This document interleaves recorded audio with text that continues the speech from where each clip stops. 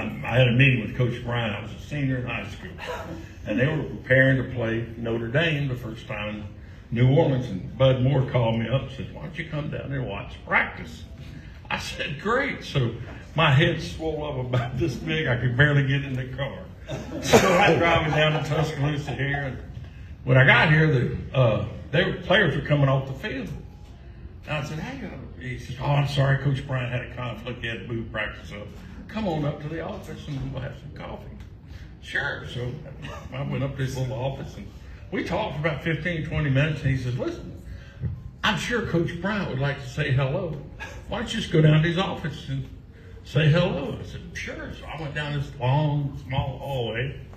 When I turned the corner, Linda Knowles looked up to me and said, "Hello, Lewis. Coach Bryant's expecting you." And I went, "Uh-oh." And I kind of got, and so he said, "Come on in, Lewis, and shut the door.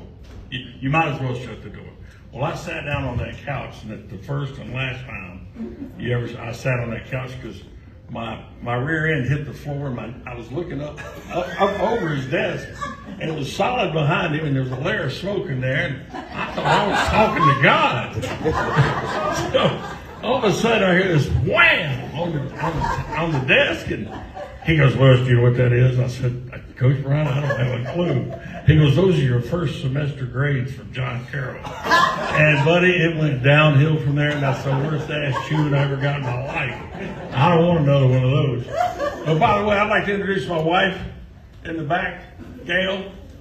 Is she here?